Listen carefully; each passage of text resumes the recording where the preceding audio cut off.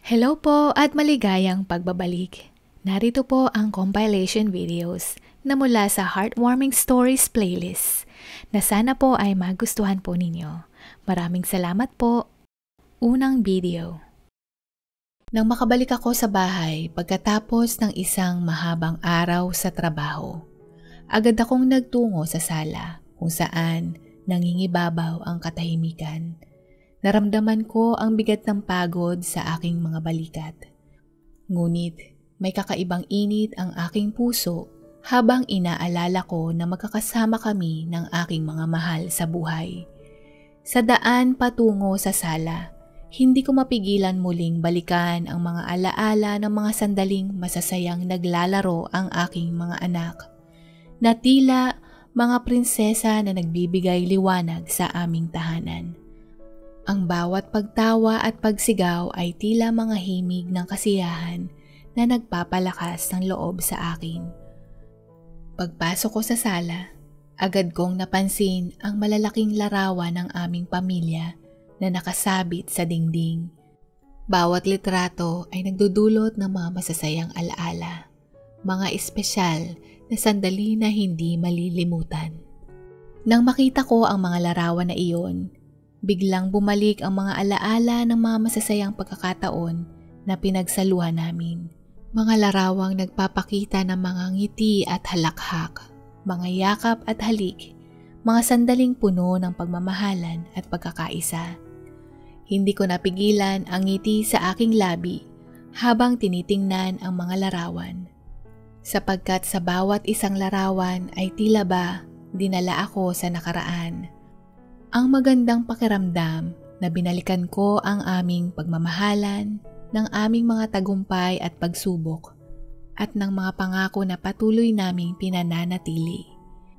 Habang ako ay nakatitig, ang isipan ko ay iisa ang isinisigaw na nais ko lamang sabihin na mahal ko kayo, aking tatlong prinsesa. Kayo ang mundo ko. Sa halos 5 taon na ang lumipas, mula nang namayapa ang aking asawa, sa mga panahong iyon, kayo ang nagbibigay sa akin ng lakas at pag-asa upang magpatuloy. Bagamat ilang taon na ang lumipas, sa bawat gabing pag-uwi ko sa bahay, tila ba ang sugat ng pangungulila at pagluluksa na iniwan ng aking misis sa aking puso ay hindi naghihilom. Walang araw na hindi naaalis sa aking isipan na, sana nandito ka, Nay. Ang masaksihan mo ang paglaki ng ating mga munting prinsesa, ang kanilang mga ngiti at luha na kanilang naranasan, o ang katagang ito na sa tuwing ikaw ang nasa isip nila. Na sana kapiling namin si Nanay. Maaga mo kaming iniwan, na sa tingin ko hindi ko magawa ng perpekto ang tungkulin ko na maging ina at ama sa aming mga anak. Na ang lungkot at luksang ito ang nagudyok sa akin na isubsob ang aking sarili sa trabaho upang hindi makita ng aking mga prinsesa ang kalungkutan sa aking mga mata. Kailangan kong maging magpakatatag at hindi magpakita ng kahinaan upang hindi ako makaramdam muli ng hiya at sila ay makapagpatuloy. Dahilan na kung bakit hindi ko madalas na ipapamalas ang aking pagmamahal sa pamamagitan ng salita.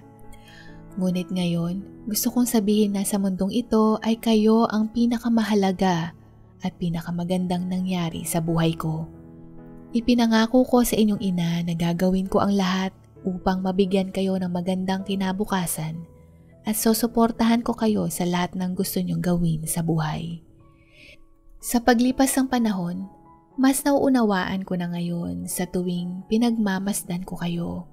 Parang kailan lang kayo ay mga batang paslit pa lamang na masayang naglalaro at naghahabulan. Pero ngayon, meron na kayong kani-kanyang personalidad, libangan at pangarap. Maingat kong inilagay ang mga gamit ko sa sopa at kumuha ng maligamgam na tubig.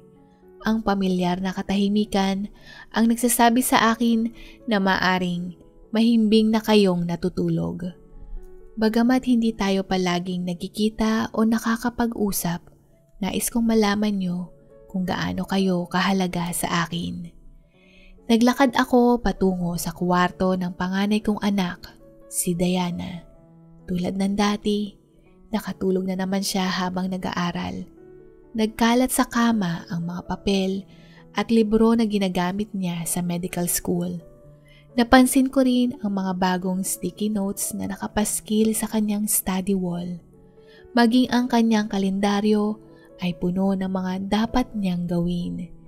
Maingat kong kinuha ang mga papel at libro sa kama at inilagay iyon sa mesa. Madalas niya ring naiiwan ng bukas ang lampara na ginagamit niya sa tuwing nag-aaral. Sandali ko siyang pinagmasdan bago ako lumabas sa kanyang kwarto. Sa kanilang magkakapatid, maagang naging sukaron ang isip ni Diana. Hindi naman niya kailangan gawin, ngunit nagawa niyang tumayong ina sa kanyang dalawang nakababatang kapatid. Madalas rin niyang unahin kami bago ang sarili niya. Nakikita ko kay Diana ang kombinasyon naming mag-asawa. Ang kanyang buhok na kaparehong kulay at bagsak gaya ng kanyang ina. Ang hugis ng kanyang mga mata nakapareho ng sa akin, bahagyang may pagkasingkit, tamang tangos ng ilong at magandang ngiti. Simula pa lamang nung isinilang siya, "Mahal, tingnan mo, ito pala ang itsura kapag pinaghalo ang ating mga muka. Napakagandang bata," wika ng aking misis nung unang beses niyang masilayan at makarga sa kanyang bisig ang aming panganay. Sabay tumulo ang luha dahil sa labis na tuwa. Nakuha din ni Diana ang katangian ng aking misis na masipag, matulungin sa kapwa at mapagmahal.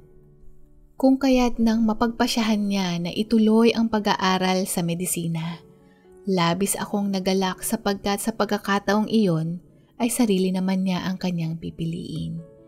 Minsan niya na ring sinabi na gusto niyang maging doktor upang makapagligtas ng buhay tulad ng mga doktor na tumulong sa kanyang ina noon. Dahan-dahan kong isinara ang pinto at nagtungo sa kwarto ng pangalawa kong anak, si Desiree. Naabutan ko pa siyang gising, ngunit abala siya sa pagtugtog ng gitara at gamit ang kanyang computer habang nakasalpak ang earphones sa kanyang magkabilang tainga. Maya-maya ay hihinto ito at saka magsusulat ng mga bagting sa kwaderno. Alam ni Desiree na hindi na siya pwedeng magpatugtog ng malakas sa gabi, kaya naman ang tunog ng kanyang gitara ay mahinay at marahan habang nakakabit ito sa kanyang computer upang hindi makaabala, kahit na ang disenyo ng kanyang kwarto ay may soundproof. Sa kanilang magkakapatid, si Desiree ang mahilig sa rock music. Kakaiba rin ang mga gusto niyang gawin, pananamit at pananalita. Hindi siya natatakot na sumubok ng maraming bagay at palaging nasa labas. Hilig niya ring asarin ang kanyang mga kapatid, kaya kung minsan naririnig ko na lang na nagsisigawan sila at tatahimik na lang kapag ako ay nagising. Pangarap ni Desiree maging sikat na mga awit at manunulat balang araw. Aktibo rin siya sa mga sports at iba pang mga aktibidad. Ang pangalawa ko namang anak ay kahit sino sa oras na makita kaming magkasama, masasabing siya ay hindi napalitan sa ospital sapagkat siya ay kamukhang kamuka ng kanyang ama.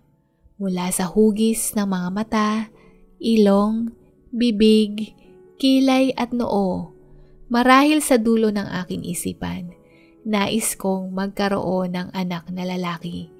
Kaya naman maging sa katangian, namana din niya ang pagiging mainipin, ang pagkain ng mabilis, aktibo, may pagkapilosopo, at hindi din mabilis magpatinag sa anumang bagay. Gayunpaman sa kabila nito, sa oras na siya ay ngumiti at masayang aura, nakikita ko ang katangian ng misis ko sa kanya. Hindi ko na nais na abalahin si Desiree, kung kaya't Marahan kong isinara ang pinto. Sunod akong nagtungo sa kwarto ng bunso kong anak, si Daphne. Sa kanilang tatlo, si Daphne ang mahilig mag-ayos sa sarili. Siya rin ang palaging nagte-text sa akin at nagtatanong kung anong oras ako uuwi. Madalas din siyang maglambing, humingi ng pasalubong at dagdag ng baon. Minsan ko nang naitanong kung ano ang gusto niya paglaki. Ngunit sa puntong ito ay hindi niya pa raw alam. Sa ngayon, gusto niyang matutong mag-makeup at aktibo rin siya sa social media. Sa bahagyang pagbukas ko ng pintuan, naabutan kong gising pa si Daphne habang nakaharap sa kanyang vanity mirror. Wala rin siyang pinapalagpas na gabi para sa kanyang tinatawag na skincare routine na minsan na rin niyang itinuro sa akin. May kausap siya sa telepono habang abala sa paglalagay ng kung ano-anong palamuti sa kanyang muka. Ayoko nang ipilit pa ang aking sarili. May iba na siyang ninanais. Wika ni Daphne. Saka nagpatuloy sa pagkukwento kung paano niya makakalimutan ang lalaking inibig niya. Ilang saglit pa ay sinubsob niya ang muka sa mesa at umiyak habang patuloy pa ring nagsasalita. At kinakausap sa kabilang linya ang kaibigan niya. Kung si Desiree ay kamukhang kamukha ko, si Daphne naman ay kamukhang kamukha ng kanyang ina. Ang malalim na talukap ng mga mata na mas lalong lumulutang ang ganda, lalo na kapag meron itong makikintab na kulay na nilalagay niya rito. Mahaba din ang kanyang pilik mata. Gayon din ang matangos na ilong nito ay namana niya sa kanyang ina. Natural na maganda sa personal at sa kamera. Marahil kaya ito ang nakahiligan niyang gawin o sa panahon ngayon ng mga kabataan, ang social media ang pinagkakaabalahan. Bukod sa kaanyuan, namana din niya ang matamis na ugali ng kanyang ina na hindi ka mahihiya na kausapin o makipagkaibigan sa kanya. Gayunpaman, hindi naman niya pinababayaan ang kanyang pag-aaral.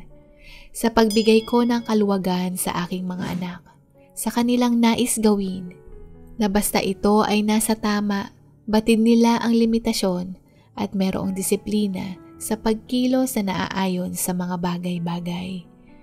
Bago ako pumasok sa kwarto, napadaan ako sa kalendaryo. Bukas na pala ang isa sa mahalagang araw. Sa ilang mga taon na hindi ko nagagawang bigyang pansin ang ganitong okasyon, sa pag-aakalang malalaki na naman na ang mga anak ko at mukhang nasa maayos naman ang kalagayan nila. Lalo na't mula noong lumisan ang aking misis, mas pinili kong ituon ang aking atensyon sa trabaho upang hindi ko makita ang kanilang ekspresyon na may pagkadismaya sapagkat hindi ko kayang lubusang nagagampanan ang tungkulin ko bilang kanilang ina. Sa totoo lang, hindi ko alam kung tama ba ang mga ginagawa ko, lalo na't lahat sila ay mga babae. Subalit, napagtanto ko na hindi ako nag-iisa. Matapos naming ilibing ang aking asawa, hindi ko magawang tumayo sa aking kama habang yakap-yakap ang huling damit ng aking misis na lumuluha. Hindi ko na malayan kung anong oras o anong araw na iyon hanggang sa nakarinig ako ng kalampag at ingay sa kusina. Nang ako ay sumilip, nakita ko ang aking mga anak kumakain ng instant noodles at itlog at nakita kong nakasuot ng apron ang aking panganay na si Diana na abalang nagtatabi ng pagkain sa isang plato, nagsali ng juice sa baso at inilagay sa ibabaw ng tray. At nung mga sandaling iyon, napansin ko na para sa akin iyong kanyang hinahanda. Dito ko lamang din napagtanto na ako ay naging isang mahina. Nalabis kong ikinahihiya at sila ang gumising sa akin na bumalik sa realidad. At nung araw na iyon, ay isang espesyal na araw sapagkat hindi ko iyon makakalimutan kailanman. Ang araw na nagpabalik muli sa akin ng tunay na pagpapahalaga at pagmamalasakit bilang kanilang ama, na hindi ko mapigilang humagulgol habang nakasilip sa pintuan at pinagmamasdan ang aking mga prinsesa sa hapagkainang iyon. Huminga ako ng malalim, pinunasan ang namumulang mga mata at sinaluhan sila sa pagkain. Sama-sama naming binalikan ang nakaraan, ang mga sigaw ng saya ng aking mga anak nang makita nila ang sorpresa na handog namin para sa kanilang ina. Isang kwaderno na puno ng mga larawan ng aming mga masasayang alaala, mga liham ng pagmamahal at mga kwento ng pag-asa at pagkakaisa. Sa bawat pahina, tila nakaukit ang aming pagmamahalan at ang pangako ko na patuloy na magsisilbing bilang gabay at tagapagtanggol ng aming pamilya. Hanggang sa hindi na namin napigilan pang lumuha sapagkat nung mga sandaling iyon, hanggang sa mga alaala na lamang pala namin maaaring balikan ang mga masasayang sandali na kami ay buong pamilya.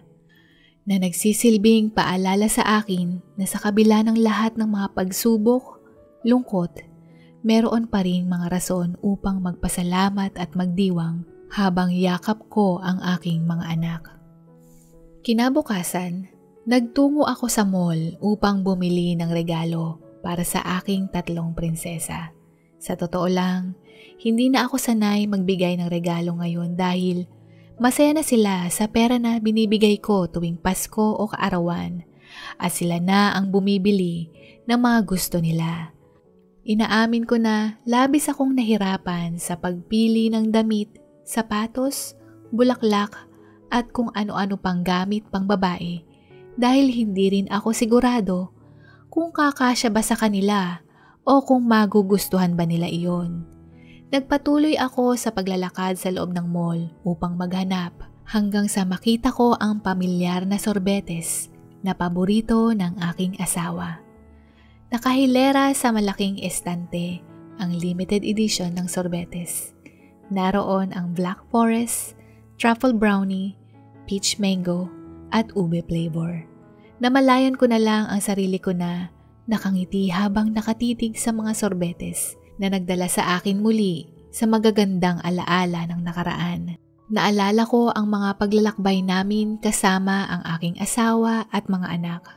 Ang mga simpleng paglalakad sa park habang kumakain ng sorbetes at ang masasayang usapan habang naglalakad sa ilalim ng sikat ng araw. Hindi mawawala sa anibersaryo ng kasal naming mag-asawa ang paborito niyang sorbetes na ube flavor. At simula noon, ito na rin ay naging paborito ko. Mahilig ang asawa ko sa matatamis at ito ang pinaka-paborito niya sa lahat. Sumusulat ako noon ng love letters kung gaano ko siya kamahal habang may kasamang sorbetes upang makita siyang laging masaya. Yayakapin ako ng mahigpit ng aking misis at ibubulong niya sa akin ang mga salitang, "Mahal din kita, tatay." Noong graduation ni Diana sa kindergarten, siya ang ginawad bilang first honor sa klase at nakakuha ng maraming parangal. Niregaluhan namin siya ng sorbetes na yakap ng malaking teddy bear. Naalala ko pa kung gaano siya kasaya habang tumatalon sa tuwa dahil peach mango ang paborito niya. Ngayong malaki na si Diana, hindi ko mapigilang maging emosyonal sa pagtanaw sa kanyang tagumpay. Ang kanyang mga mata na nagpapakita ng di malilimutang ligaya na pakiramdam namin na tila ba nandoon din ang aking misis na nagmamasid mula sa langit, puno ng pagmamahal at pagmamalaki sa kanyang puso. Hindi ko mapigilang mapaiyak sa tuwa sapagkat ang kanyang mga pangarap ay unti-unti nang natutupad. Ilang taon na lang, siya ay makakatapos na sa kanyang kursong medisina. At unti-unti ko na ring natutupad ang pangako ko sa kanyang ina na sinisigurado ko na ang bawat hakbang ay patungo sa kanyang tagumpay. Nang makasama sa runner-up winner si Desiree sa isang paligsahan sa pagkanta noong 7 taong gulang siya, Black Forest na sorbetes ang regalo namin mag-asawa na nagpasaya sa kanya kahit pa hindi siya ang tinanghal na kampiyon. Nagniningning ang mga mata niya habang nakatingin sa paborito niyang sorbetes. Sa mga oras na iyon, para sa amin si Desiree ang panalo dahil walang makakapantay sa tamis at ganda ng ngiti ng aming anak na mapapahalakha ka dahil merong bakas na tsokolate ang kanyang mga ngipin. Dito na nagsimula ang ilang beses niyang pagsali sa mga paligsahan at sa tuwing siya ay magwawagi, hindi ko maiwasang maramdaman ang puso ko na puno ng kagalakan. Nalubos na nagpapasalamat sa Panginoon sa bawat biyayang ipinagkaloob niya sa aking mga anak. Ang kanyang tagumpay ay hindi lamang nagdudulot ng kaligayahan, kundi pati na rin sa kanyang mga kapatid at sa buong pamilya. Marami rin kaming napasaya na bata at matanda noong ikatatlong kaarawan ni Daphne. Truffle brownie na sorbetes ang pinamigay namin sa mga bisita. Hindi ko napigilang maging sentro ng kasiyahan sa kanyang espesyal na araw. Ang kanyang mga mata ay nagniningning muli sa kasiyahan at mga ngiti na bumabalot sa buong silid. Habang pinamimigay ang mga sorbetes na handog ng aming pamilya, ang kanyang mga kaibigan at mga kamag-anak namin ay hindi mapigilang magpasalamat sa tuwa. Napatunayan ko na kahit anong edad, ikaw ay tila bumabalik sa pagkabata dahil sa sorbetes. Sa aking paghahanap at pamimili kung anong klaseng sorbetes ang aking bibilhin, habang sinusuri ko ang laman ng freezer na iyon, may lumapit sa aking matandang babae na tila may bitbit na pangungulila sa kanyang muka. Ang kanyang mga mata ay mistulang nangungusap, nagdudulot ng kakaibang damdamin ng lungkot at ligaya. Paumanhin iho, tugon niya ng may ngiti sa labi. Ngunit, maaari mo bang iabot sa akin ang isang kahel na sorbetes na ube? Nang matapos kong iabot at ibigay sa kanya ang sorbetes, biglang tumingin sa akin ang matandang babae. Maraming salamat iho, sambit niya, ngunit ang kanyang mga mata ay malungkot. Sinimulan kong kunin ang mga sorbetes na nais kong bilhin. Napangiti ako ng bahagya at tumango ng marahan. Tila ba, sinasabi sa akin na ang mga tamis na alaala ay patuloy na nabubuhay sa puso ng mga taong iniwan ng minamahal. May naalala ka ano? Maikli niyang wika. Agad ko namang ibinalik ang aking wisyo sa realidad at pinunasan ang namumuong luha sa aking mga mata. Alam mo ba, sa tuwing nakikita ko ang sorbetes na ito, naalala ko ang mister ko. Nakakatuwa lang isipin na hindi lang tamis ang hatid nito, kundi binabalik tayo sa mga magagandang sandali na kay sarap alalahanin ng paulit-ulit. Yung mga matatamis at masasayang alaala, sambit ng matandang babae habang nakangiti, at ako ay tumango ng marahan bilang pagsang-ayon sa kanyang sinabi. Nang makaalis ang nasabing matandang babae, muli kong pinagmasdan ang mga sorbetes na naghahatid nga ng matamis na ngiti sa aming pamilya. Matagal kong hindi nasabi o naiparamdam sa mga anak ko kung gaano ko sila kamahal, kung gaano nila ako napapangiti, at kung gaano ko ipinagpapasalamat na dumating sila sa buhay ko. Hindi man namin kapiling ang kanilang ina ngayon, alam kong patuloy niya kaming ginagabayan at mamahalin. Nang makauwi ako sa bahay, agad akong nagtungo sa kwarto at nagsulat sa maliit na papel na ginagawa ko noon. Mas minabuti ko nang isulat ito sapagkat upang maibsan ang aking pag-aalala na maaring hindi ko masabi ang mga nais kong iparating, na mas mainam na isulat ko ito para sa aking panganay na prinsesa. Sigurado akong nakangiti ang iyong ina sa langit habang nakikitang tinutupad mo ang iyong mga pangarap. Salamat sa pagiging pangalawang ina sa iyong mga kapatid. Hinahangaan ko ang lahat ng iyong dedikasyon at kasipagan. Ikaw at mga kapatid mo ang nagbibigay inspirasyon sa akin upang magtrabaho ng husto at maging isang responsableng ama. Ito ang mga sandaling nagpapalakas sa akin upang magsikap at magtrabaho para maganda ang inyong kinabukasan. Lagi man akong mukhang pagod at tahimik, ngunit sa tuwing nakikita ko kayo, alam ko na lahat ng ito ay magkakaroon ng saysay. Ipagpatuloy mo lang ang iyong magandang ginagawa at lubos ka naming ipinagmamalaki ang aming future doktora. Nagmamahal, Tatay. Sa aking pangalawang prinsesa, batid kong alam mong namana mo ang hilig mo sa pagkanta mula sa iyong ina. Sigurado ako na miss na niya na marinig ang napakaganda mong boses. Gusto kong malaman mo na huwag kang mahihiya ipamalas ang iyong galing at talento sa pagkanta. Sana ay magpatuloy ka sa musika dahil masaya akong makita kang nakangiti at minamahal ang mga kanta na iyong sinusulat. Dahil sa'yo ay mas lalo akong naging matapang na harapin ang mga pagsubok at pag-aalinlangan sa buhay. Narito lang ako palaging sumusuporta sa'yo, ang aming future singer. Nagmamahal, Tatay. Para sa aking bunsong munting prinsesa.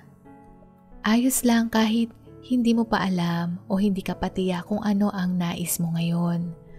Ang buhay ay hindi naman isang karera na pabilisan at kompetisyon na may kani-kanilang limitasyon. Maglaan ka ng oras at iyong suliting tuklasin at matuto pa tungkol sa iyong sarili. Kung nais mong magpatuloy sa kinasanayan mong hilig sa makeup, pagmamodelo at pagiging fashionista, ay nandito kaming lahat upang suportahan ka. Bukod dito, makakakilala ka pa ng iba't ibang tao at bawat isa sa kanila ay magtuturo sa iyo ng mga aral sa buhay na maaari mong matutunan, kaya't mangyaring maging handa ka. Lagi mong tandaan na ako, ang iyong ama, ay bukas palad upang turuan ka ng leksyon sapagkat hindi masama na magkamali. Ang masama ay yung hindi ka magbago at manatili kang mali. Sa mga taong sadyang sinaktan ang iyong puso, maaring ikaw ay matutong magpatawad kahit ito man ay mahirap. Kapalit naman nito ay kaginhawaan sa iyong sarili at iyon lamang ang aking hiling. Ikaw pa rin ang aming munting prinsesa, magpakailanman. Nagmamahal, Tatay. Idinikit ko ang mga mensahe sa bawat sorbetes sa loob ng freezer. Sa labas ng pintuan ng refrigerator, may nakalagay na note na, "Open the freezer, my princesses." Peach mango para kay Diana, Black Forest para kay Desiree, at truffle brownie para kay Daphne. Sa pagpili ng sorbetes para sa aking mga anak, napansin ko ang pagkakatulad ng mga flavors sa kanilang mga personalidad. Ang peach mango para kay Diana na palaging masaya at masigla. Ang Black Forest para kay Desiree na merong malakas na loob at determinasyon. At ang truffle brownie para kay Daphne na palaging nagdadala ng tamis at saya sa aming tahanan. Kinabukasan, naalimpungatan ako dahil sa may hinang bulong at ingay mula sa labas. Pagbukas ko ng pinto, napatigil ang mga anak ko sa sinusulat nila sa kartolina na hugis puso. Hanggang ngayon, nahuhuli ko pa rin sila sa akto, gaya noong gumagawa sila ng love letter surprise para sa kaarawan o Mother's Day ng kanilang ina. Nabasag ang katahimikan nang sabay-sabay kaming natawa. Ang sarap sa pakiramdam na marinig muli ang kanilang mga tawa. Happy Mother's Day, Tatay! Magkakasabay nilang wika, saka inabot sa akin ang pulang kartulina na hugis puso habang hawak nila ang sorbetes. Bukod dito, sabay-sabay din nilang binasa ang liham na isinulat nila para sa akin. Para sa pinakamagaling na tatay sa mundo, lubos po namin kayong naiintindihan sa lahat ng sakripisyo na iyong ginagawa para sa ikabubuti naming lahat. Hindi niyo po kailangan humingi ng paumanhin sa mga sandaling nawalay kayo sa amin, sapagkat Alam po namin ang paraan kung paano niyo po ipinapahayag ang pagmamahal sa amin. Salamat po sa lahat ng suporta na iyong ipinadarama sa amin. Naway ang hiling lang namin ay bigyan pa kayo ng karagdagang lakas at malusog na pangangatawan. Malungkot man kami na hindi namin ito maipaparanas kay nanay, pero sisiguraduhin po naming magkakapatid na masuklian, makabawi at alagaan po kayo sa abot ng aming makakaya. Nais naming tuparin ang aming mga pangarap hindi lamang para sa aming sarili, kundi pati na rin po sa inyo. Ang aming mga pangarap ay iyong mga pangarap. Mahal ka po namin at lagi kaming nagpapasalamat na ikaw ang aming tatay. Nagmamahal ang iyong 3 prinsesa. Hindi ko na napigilan na tumulo ang luha sa aking pisngi matapos kong marinig ang sulat nila. Napangiti rin ako nang makitang hawak nila ang mga sorbetes at ang mensahe na isinulat ko para sa kanila. Sabay-sabay nila akong niyakap na para bang nung sila ay mga bata pa na kaya ko silang buhatin ng sabay-sabay. Mahal na mahal po namin kayo, Tay. Happy Mother's Day dahil kayo po ang ama at ina naming lahat. Patuloy nila at hinalikan ako sa pisngi. Ang sarap-sarap sa pakiramdam dahil pakiramdam ko halos mapuno ang pisngi ko ng mga hagkan mula sa aking mga prinsesa. Sabay-sabay naming kinain ang sorbetes na iyon at nagsimulang magkwento at ipinakita pa sa akin ang kanilang mga handang niluto. Noong mga sandaling iyon, nalaman kong walang anuman ang makakapantay sa halaga ng pamilya. Sila ang nagbibigay ng kulay at saysay sa bawat araw ng aking buhay. At sa bawat pagbabalik tanaw sa mga masasayang alaala, ako ay nabubusog ng pag-asa at pagmamahal na patuloy na bumabalot sa aking puso. Tunay ngang hindi nagtatapos ang pagmamahal. May mga pagkakataon na hindi man natin ito maipakita o maipahayag ng maayos o masabi sa mga taong mahalaga sa atin. Hindi ibig sabihin ay tuluyan ng nagwawakas ang lahat. Sa mabilis na paglipas ng oras, huwag sana nating sayangin ang mga pagkakataon na maipamala sa kanila kung gaano sila kahalaga sa ating mga buhay. At hindi lang iyan, dahil ipinagdiriwang namin ang Mother's Day, pakiramdam ko kasama namin ang misis ko, na hindi man pisikal, ngunit ang kanyang presensya ay nararamdaman naming mag-ama na umaliwalas ang aming tahanan. Na tila ba chorus ng isang kanta ang aming mga tawanan at isang mainit at nag-uumapaw na pagmamahal na may kasamang puno ng suporta na ipinaparamdam sa amin ng aking misis na sa bawat araw patuloy kaming binabantayan na mula sa kanyang kaluwalhatian na nananatili sa aming mga puso habang buhay at walang hanggan. Pangalawang video. Sobrang paborito at gustong-gusto ko ang kare-kare. Ang buong pamilya ko ay kare-kare lagi ang kinakain kapag kami ay kakain sa labas o di kaya laging lutong putahe sa bahay. Hindi ko kilala kung sino ang tatay ko. Sa tuwing tatanungin ko si nanay tungkol sa tatay ko ay nagagalit siya. Namatay si nanay nang hindi niya sinabi sa amin kung sino ang aming ama. Sa tingin ko, okay lang. Kasi si nanay ay napakabuting ina at hindi kami inabandona. Lumaki kami sa hirap. Kadalasan, mas mahirap pa kami kaysa sa aming mga kapitbahay. Nung bata pa lang ako, ang akala ko ay sagana kami kasi hindi kami nakaranas ng gutom at madalas ang sasarap na mga pagkain ang kinakain namin. Paano? Sa tuwing uuwi si nanay galing sa kanyang trabaho, parati siyang may dalang pagkain dahil nagtatrabaho siya bilang kitchen helper sa isang restaurant. Madalas kaming magkakapatid ay iniintay siyang umuwi. Dumadating si nanay madalas maghahating gabi na. Parati siyang nakangiti sa tuwing darating sa bahay at sasabihin, "Mga anak, tingnan niyo yung mga dala ko."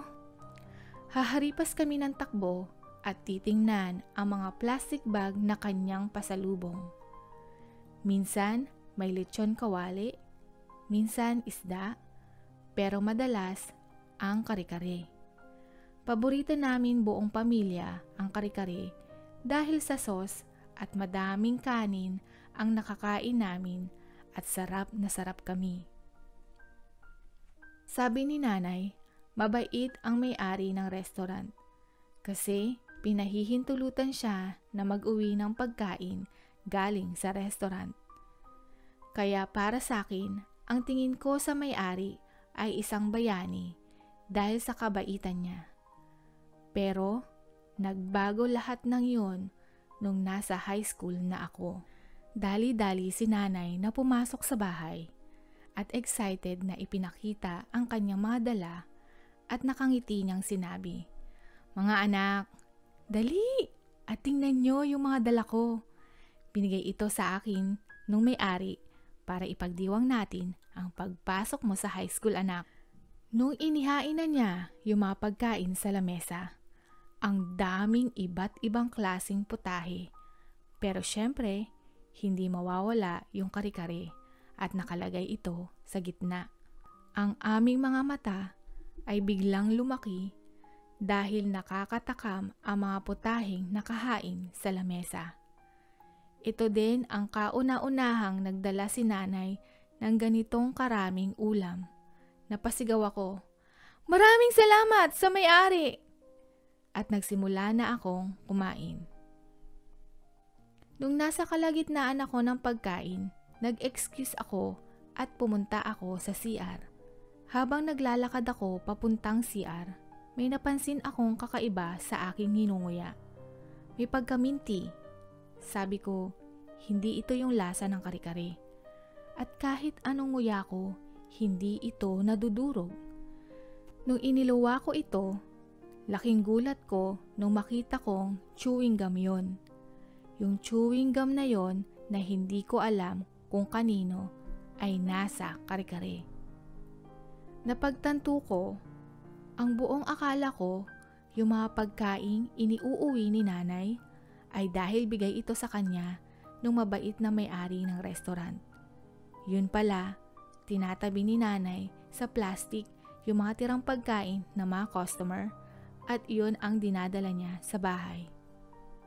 Diring-diri ako, pinipilit kong sumuka at hinuhugasan ng maigi ang aking bibig.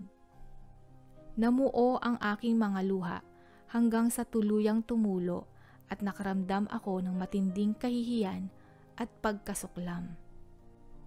Si nanay, tinanggap niya lahat ang mga pagmamata sa kanya, ang mga pangungutya mula sa mga katrabaho niya dahil sa pag-uwi ng mga tirang pagkain. Dahil sa ganong paraan, mapapakain niya kami. Paramdaman man lang namin na may masarap na ulam, maging masaya kami kasi busog kami.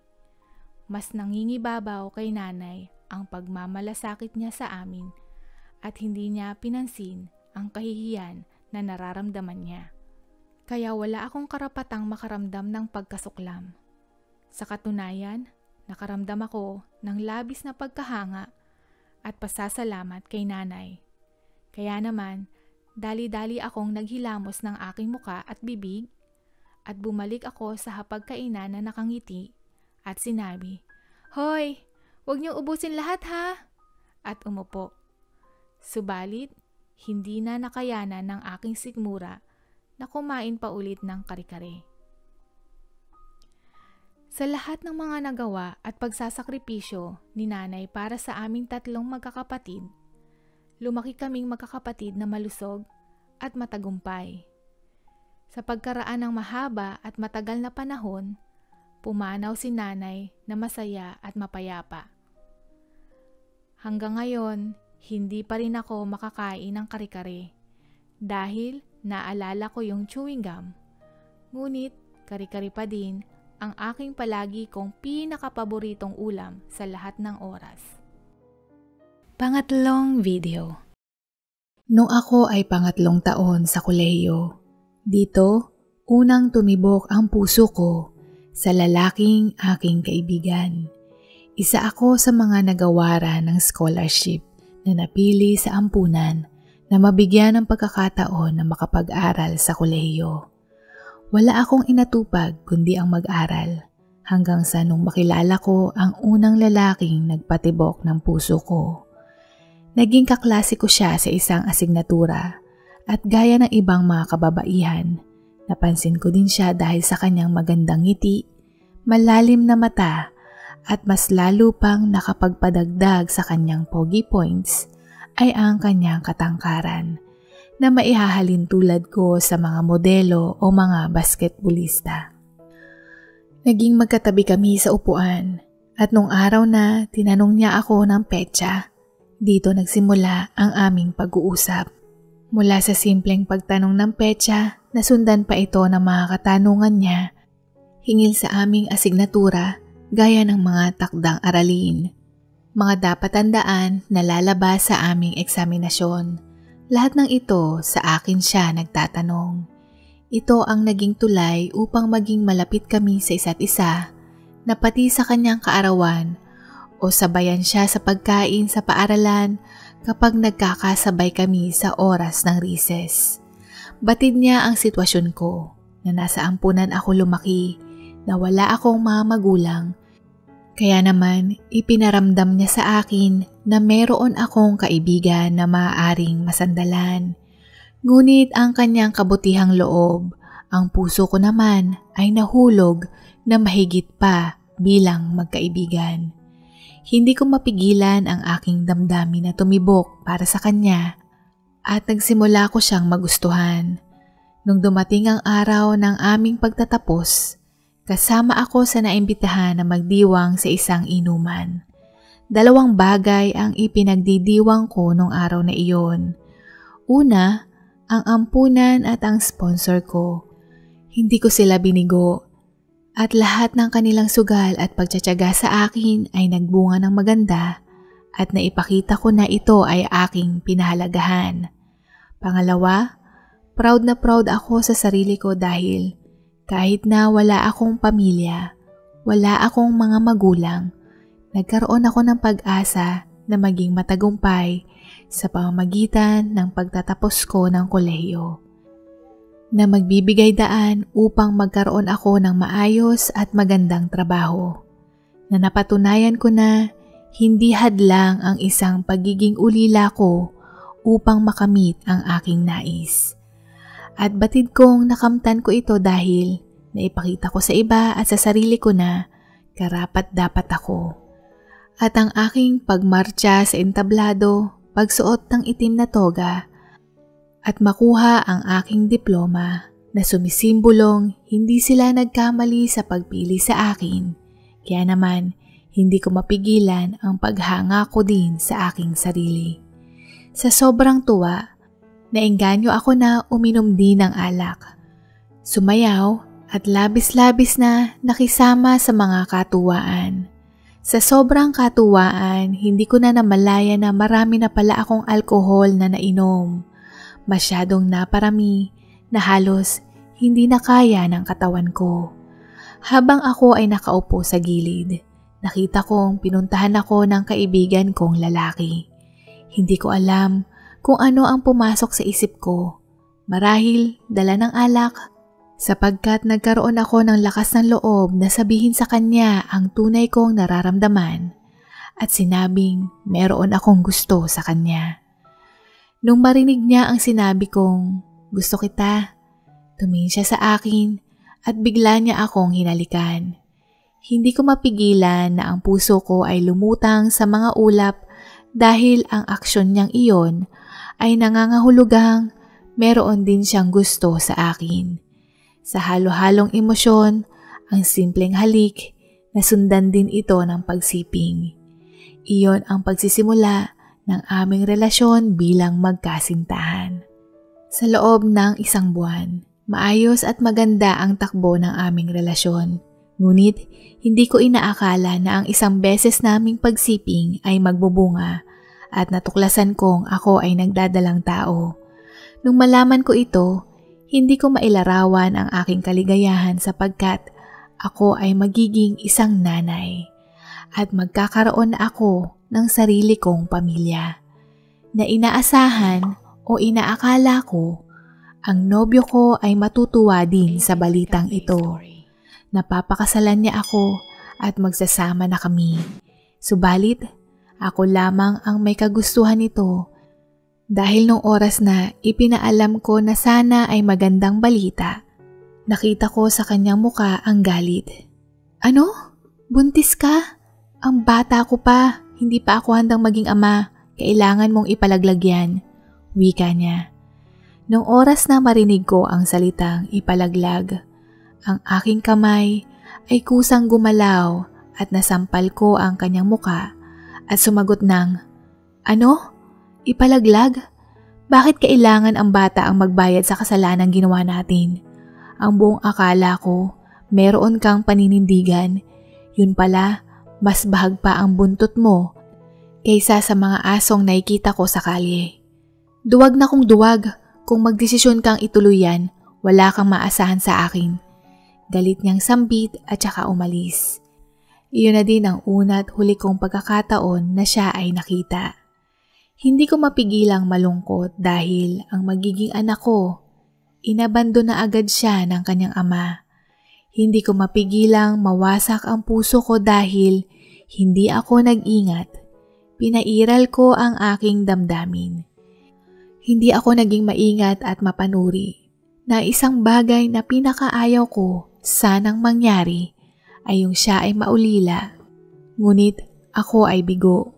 Gayunpaman, hindi ako sumuko na kahit ako ay mag-isa, susubukan kong punan ang sapatos bilang kanyang ama at ina, na mas dodoblehin o titriplehin ko ang pagmamahal na pinagkait sa akin noon. Masaalagaan at uulanan siya ng aruga, kalinga at ng pamilya kahit kaming dalawa lang. Tumigil ang ikot ng aking mundo noong oras na isinilang ko ang aking munting prinsesa na pinangalanan ko hango sa bulaklak na si Hazel. Lumabas siya sa mundong ito na malusog, kumpleto ang mga daliri sa kamay at paa at makapal ng kaunti ang kanyang buhok. Hindi ko mapigilang maging emosyonal noong oras na ibinigay siya sa aking bisig na kahit dalawa lang kami, para sa akin, kumpleto na ang pamilya ko. Marahil kung siya ay isang sorbetes, ito ay natunaw na dahil hindi ko maalis ang aking tingin sa kanya. Ang marahang halik sa kanyang maliit na pisngi, ang kanyang mahalimuyak na amoy, na tila ba isa itong droga na nakakahumaling. Sa wakas anak, nagkita na din tayo, Hazel. Sambit ko habang karga-karga ko siya. Ang kanyang mga mata ay maihahalin tulad ko sa mga bituin na nagbibigay liwanag sa madilim na kalangitan. Kahit na noong ako ay nagbubuntis pa lang sa kanya, meron na akong nasimulang album. Paraan ko bilang aking mga souvenirs o mga magagandang alaala ko sa nakaraan. Nais kong mag-ipon ng litrato dahil isa ito sa wala habang ako ay lumalaki. Sa ampunan kasi, puro ang album na may kita mo na litrato ko, kasama ko ang ibang mga bata at lahat ng kuha ay parang class picture. Sa unang buwan pa lang niya, meron na ako kaagad 2 album na nagawa. Hindi ko mapigilang mapangiti sa tuwing nakikita ko ang iba't ibang reaksyon ng kanyang muka habang natutulog ng mahimbing at paminsan-minsan ito ay nakangiti at lahat ng ito ay nakunan ko ng litrato. Sa paglipas ng panahon, siya ay lumaking masigla, malusog at bibong bata. At kasabayan nito, bukod sa koleksyon ko ng litrato, nagkaroon din ako ng koleksyon ng mga video. Madali ko itong nagawa dahil nauuso na noon ang cellphone na may camera at pwede ding kumuha ng mga video na mas lalong nagbigay kulay sa mga koleksyon ko. Batid ko din na isang araw darating ang panahon na magtatanong siya hingil sa kanyang ama at nagdesisyon akong sabihin sa kanya ang katotohanan at makikita naman niya iyon sa mga koleksyon ko ng album na mag-isa ko siyang pinalaki mula sa pagbubuntis hanggang sa maisilang ko siya sa mundo. Meron man akong kaunting pag-alala na baka hindi niya maintindihan at isisi sa akin ang kanyang kalagayan. Ngunit sa paglipas ng panahon, naintindihan at naunawaan niya ang aming sitwasyon. Marahil naramdaman niya ang nag-uumapaw kong pagmamahal na ibibigay ko kahit papaano ang kanyang mga kahilingan na marahil nagagampanan ko ang tungkulin ko bilang ama at ina sa kanya. Akala ko ang buhay namin ay patuloy na magiging masaya at tahimik. Subalit, napansin ko na isang araw, meron siyang mga pasa. Ang sabi ni Hazel, nabunggo daw siya sa kanto ng mesa, kaya hindi ko ito masyadong pinansin. Pero ang nakapukaw sa aking paningin ay ang pamamaga ng kanyang leeg. Dito ako nabahala at agad siyang dinala sa doktor. Kinapa agad ito ng doktor at agad niya kaming pinakuha ng laboratorio hingil sa dugo. Hindi ko mapigilang magtanong na baka simpleng pamamaga lamang ito ng lalamunan, pero sumagot ang doktor na nais niyang makasiguro. At nung lumabas ang resulta ng laboratorio, na hindi normal ang kanyang bilang ng platelets. Hindi ko mapigilang mapaluha. At habang sinasabi ng doktor ang mga susunod naming gagawin, na kinakailangan namin na magpabiopsy o bone marrow test. Dito, kinumpirma na ang aking anak ay mayroong leukemia. Sa totoo lang, ang unang pumasok sa isip ko, bakit? Bakit ang anak ko? Sa dami-dami ng bata sa mundo, anak ko ang napili. At isa siya sa mga nadapuan nito. Muli, habang nagpapaliwanag ang doktor sa mga susunod naming gagawin, ang luha ko ay hindi ko na napigilang tumulo hanggang sa ako ay napahagulgol. Naramdaman ko na lang ang kamay ni Hazel na marahang pinisil ang aking kamay at sinabing, "Ma, kaya natin po ito," at bahagyang ngumiti. Sinimulan namin ang kanyang gamutan sa pamamagitan ng chemotherapy. Sa edad niyang 15, hindi ko mapigilang humanga sa kanya dahil mataas ang kanyang sigla at nakukuha pang magbiro kahit na alam kong siya ay nasasaktan. Kaya naman, mas pinili ko ding maging matatag para sa kanya at kapag nais kong umiyak, isinasabay ko ito sa tuwing ako ay maliligo para hindi niya mahalata. Mabuti na lamang meron akong magandang trabaho at meron din akong ipon. Sa mahigit na 1 dekada kong pag-iipon na akala ko magagamit ko sa kanyang kolehiyo, sinong mag-aakala na gagamitin ko ito sa isang malalang sakit. Ang unang taong gamutan ay masasabi kong nakakalungkot, nakakadurog ng puso, nakakapagod at nakakabawas ng determinasyon. Ang makita ang kanyang naglalagas na buhok, ang minsang pagsasabi ng masakit, ang pagsusuka, pamumutla, panghihina ay napakabigat sa damdamin. Dahil maraming nalalagas na buhok, kinakailangan ko itong gupitin. At habang ginagawa ko ito, hindi ko mapigilang manghinayang dahil makapal, maganda ang bagsak ng kanyang buhok. Napansin ko ding nagpuna siya ng luha at ang makita siyang ganoon, daig pa sa hiniwang kutsilyo ang naramdamang kirot ng puso ko. At sa hindi ko maipaliwanag na dahilan, matapos ko siyang gupitan, sinimulan ko ding kalbuhin ang aking ulo. "Mama!" Bigla niyang sambit. "Para pareho tayo anak. Lalabanan natin ito ng magkasama, basta kumapit ka lang." Kumpiyansa kong sagot. Ang pagtabas ko ng sarili kong buhok ay wala pa sa kalingkingan ng daliri mula sa pinagdadaanan niya. Ang buhok ko Maaari pang tumubong muli, humaba at bumalik sa dati. Pero kay Hazel, batid kong ito ay hindi madali. At kahit na nais kong magalit, sumigaw o murahin ang Diyos, hindi ko magawa dahil sa Kanya lamang ako kumakapit, na sa Kanya ako taimtim na nagdadasal at humihingi ng lakas para sa aming mag-ina. At pagalingin o pahabain pa ang buhay ni Hazel. Subalit, lumipas ang mga taon, dumating na ang panahong kinatatakutan ko sapagkat ito ay inaasahan naming dalawa. Sa mahigit niyang 5 taong pakikipaglaban, darating at darating din ang katapusan. At sa aming sitwasyon, ito ay labis na nakakalungkot.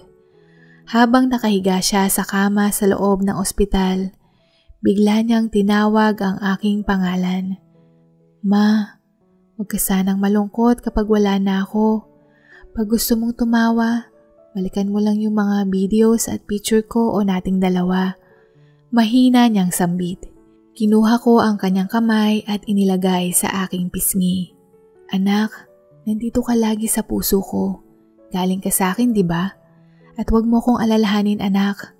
Ang mahalaga, tugon ko, at hindi ko na maipagpatuloy dahil naunahan na ako ng iyak. I love you, Mama. Maraming salamat po sa lahat. Wikang muli ni Hazel. Thankful po ako kay Lord dahil binigyan niya ako ng ilang taon na makasama ko po kayo. Mahal na mahal kita, Ma. Dagdag niya. Ako din, anak. Salamat dahil ibinigay ka ni Lord sa akin. Salamat dahil nagtiis ka ng ilang taon para makasama ako. Salamat, anak, at mahal na mahal din kita. Humihikbi kong wika at binitawan ang salita na labis na mabigat sa aking kalooban ang, Anak, okay lang na bumitaw ka. Pwede ka nang Dagdag ko, pero tuluyan nang bumaha ng luha ang aking muka. Mama, naalala niyo po yung pagpatuloy niya. Yung mga nakaraang karanasan naming dalawa na masaya at kami ay tumatawa. Marahil, nais niyang makita akong nakangiti bago siya bumitaw. Kaya naman sinakyan ko din ang kanyang nais at ang gabing iyon ay napuno ng tuwa bago niya tuluyang ipinikit ang kanyang mga mata at saka siya bumitaw. Sa katahimikan ng aking tahanan, sumasayaw ang mga anino sa dingding na umaalingaw-ngaw sa tahimik na pag-ungol ng matinding kalungkutan ang aking puso. Ang aking dating masiglang mga mata na ngayon ay nanlalabo na sa matinding bigat ng pagdadalamhati, pagluluksa, na palaging nakatingin sa malayo at hinahanap ang anak kong babae. Na kahit na ilang taon na ang nakalipas mula ng kanyang pagkawala, ay magpasa hanggang ngayon, labis-labis pa din ang kirot na tagos maging sa aking kaluluwa. Sa tahimik na pasilyo, madalas ko pa ding iniimahe ang kanyang maingay na halakhak. Patuloy ko pa ding binabalikan sa tuwing siya ay mayroong ibinabahaging lihim na labis na ikinatutuwa ng puso ko dahil malaya niyang ikinukwento sa akin na hindi siya nakakaramdam ng pagkailang kahit na ito ay hingil sa pag-ibig. At ang aking mga daliri ay dahan-dahang inililipat ang mga pahina ng photo album o pinipindot ang press play para panoorin ang kanyang mga video. Na ang aking mga luha ay kusa pa ring pumapatak. Mabigat pa din sa dibdib at sa tingin ko kahit kailan hindi na maghihilom pa ang sugat na ito. Kaya naman kahit na alam kong napakahirap magpatuloy, pero si Hazel din ang nagturo sa akin na maging matatag. Na ito ang gamit kong sandata upang ako ay makapagpatuloy habang hinihintay ang pagdating ng araw na kaming dalawa ay magkasamang muli. Pang-4 na video. Sa ganda at ginhawa ng buhay na ipinagkaloob sa akin, batid kong wala akong karapatan na magreklamo, na dapat Ako ay magpasalamat sa magandang buhay na naibigay sa akin ng Panginoon. Hindi pa ako naisisilang sa mundo. Tila ba nakasulat na ang aking tadhana, gaya ng kung ano ang magiging trabaho ko sa hinaharap. Ang mga magulang ko ay parehong merong magandang propesyon sa trabaho. Ang aking ina ay isang doktor, samantala ang aking ama naman ay isang abogado. Ang propesyong pagiging abogado ay minana pa namin sa ninuno ng panig ng aming ama, na lahat ng mga anak na lalaki ay iyon ang tanging propesyong tatahakin sa oras na kami ay isinilang sa mundo. At hindi ako naiiba. Pangalawa ako sa aming 3 magkakapatid at tanging nag-iisang lalaki. Kaya naman hindi nakapagtataka na sundan ko ang yapak ng aking ama. Bata pa lamang ako, libro na tungkol sa mga batas ang madalas na hawak at binabasa ko. Ang mga turo at payo ng aking ama, ang tanging laman ng isip ko ay may kinalaman pa rin sa ating batas. Kaya naman hindi nakapagtataka sa akin na sundan din ang yapak niya. Sa katunayan, natagpuan ko ang aking sarili na unti-unting nabubuo ang aking interes at pagkagusto na matutunan ang tungkol sa mga batas habang ako ay lumalaki. Nasanhi na batid ko sa aking sarili, natanggap ko ang kapalaran kong ito na hanggang sa ako ay lumaki at nagtapos sa kursong abogasya. Subalit, isang araw, habang ako ay abalang nag-aaral at naghahanda sa nalalapit na pagsusulit upang ako ay maging ganap at lisensyadong abogado, nagdesisyon akong pansamantalang ipahinga ang aking mga mata sa pagbabasa at natagpuan ko ang aking sarili na nagtungo sa sala. Kinuha ko ang remote ng telebisyon at binuksan ito. Sa paglipat-lipat ko ng channel, nakita ko sa palabas ang sikat na artista sa Hollywood na sikat bilang komedyante. At sakto naman na nagsisimula pa lang ang pelikula na may pinamagatang The Truman Show.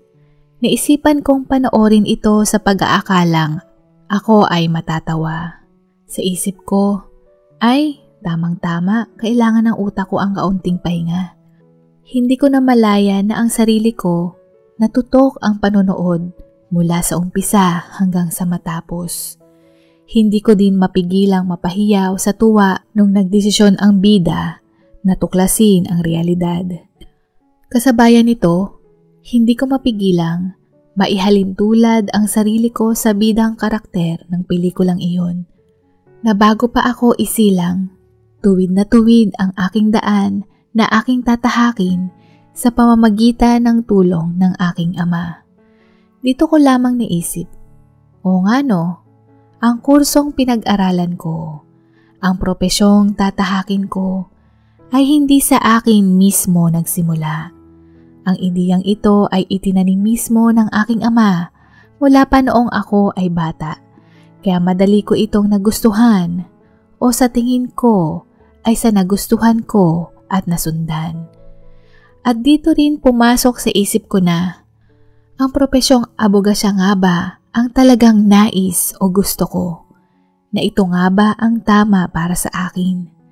Ang katanungang ito ang tanging hindi ko alam ang sagot o kung paano ko ito sasagutin.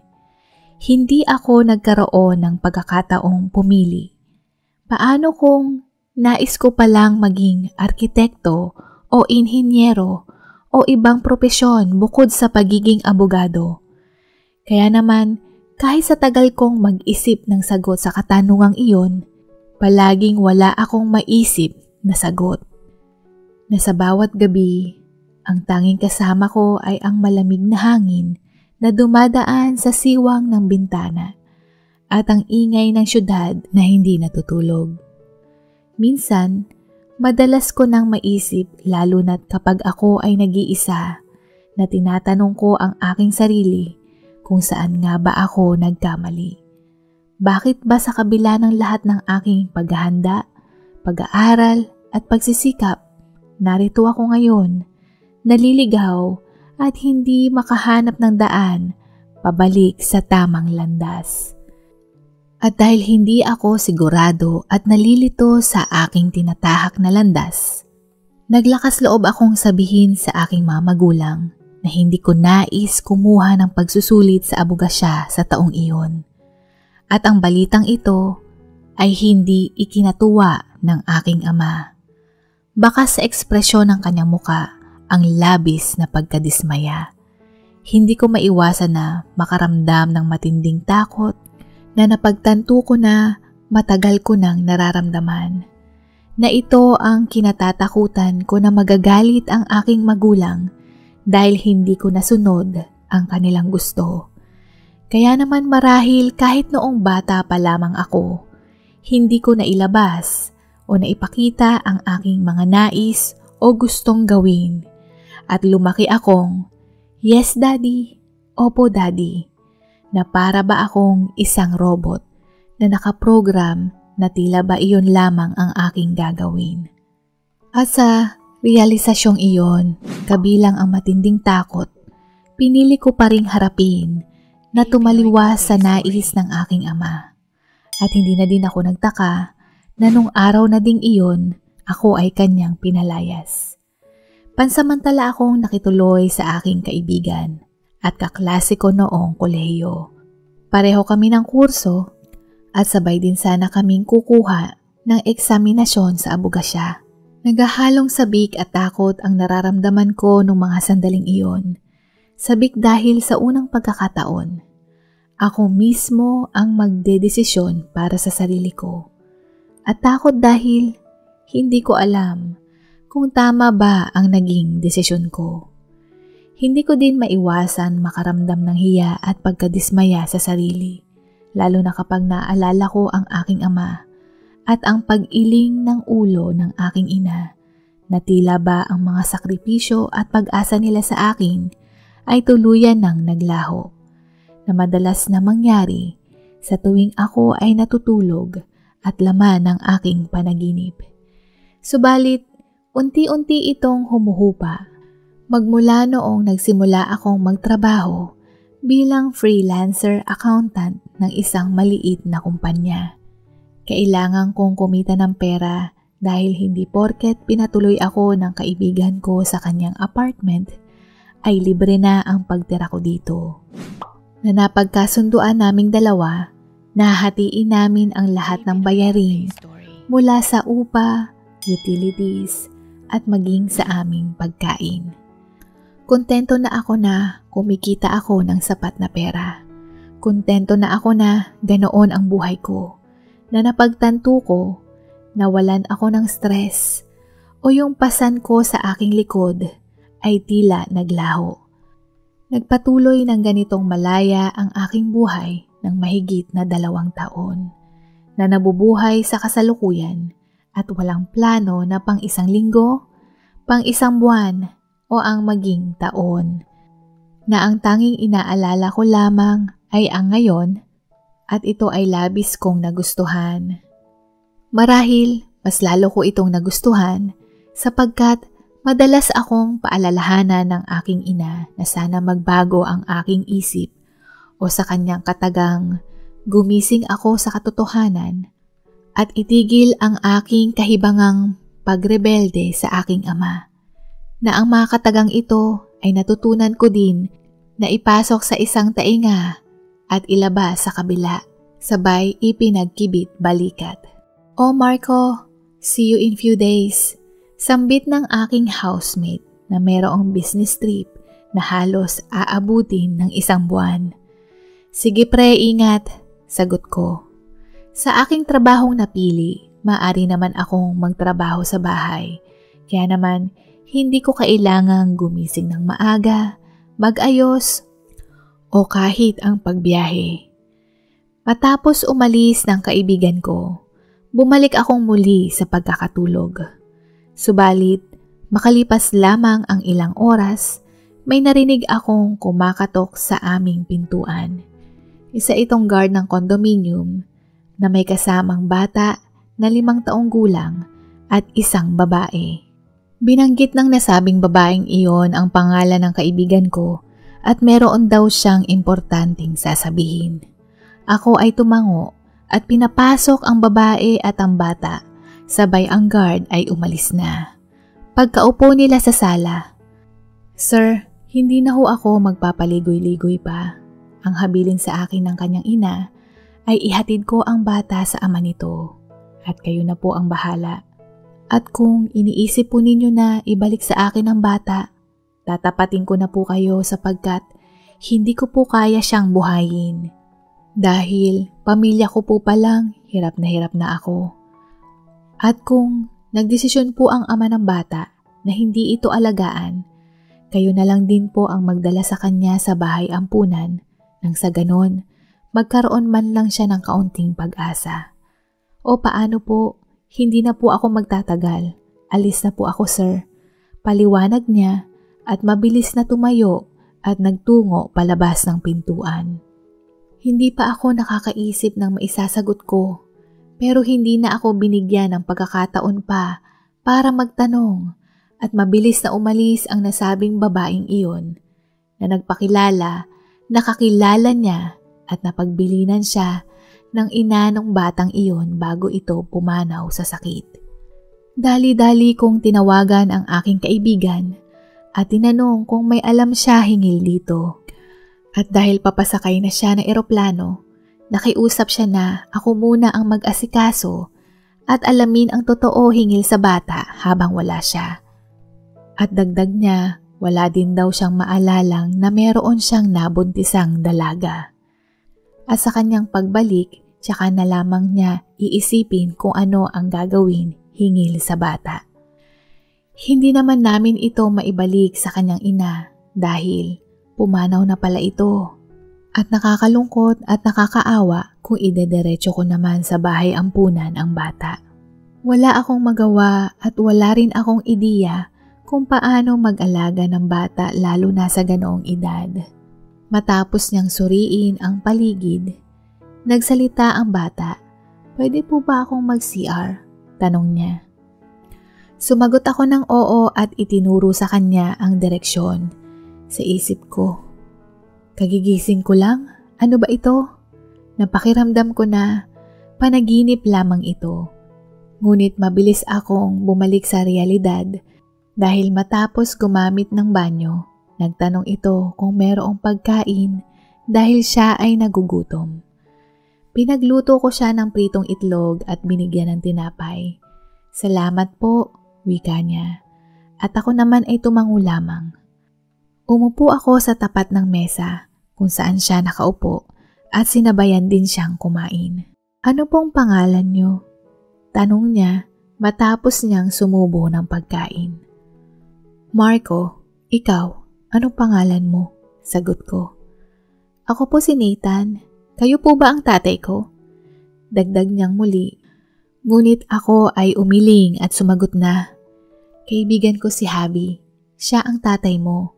Kaya lang, wala siya dito ngayon. May importanteng inaasikaso," paliwanag ko. "Kailan po babalik ang tatay ko?" tanong niyang muli. Tungkol pala sa tatay mo.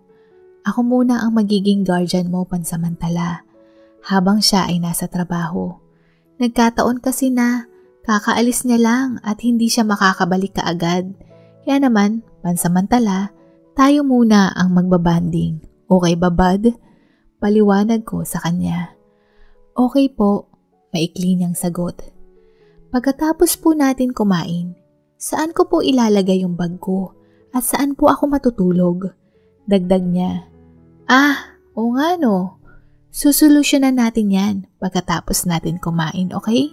Sagot ko. Matapos niyang kumain, nakita kong binitbit niya ang plato at baso sa lababo. Nagulat ako sapagkat ito ang unang beses kong nakasaksi na batang marunong sa gawaing bahay. O marahil, ako lamang dahil hindi naman ako nakakasalamuha ng batang katulad niya. At nung kabataan ko, lumaki kaming magkakapatid na mayroong kasambahay at sariling yaya na ni minsan hindi kami gumawa ng gawaing bahay.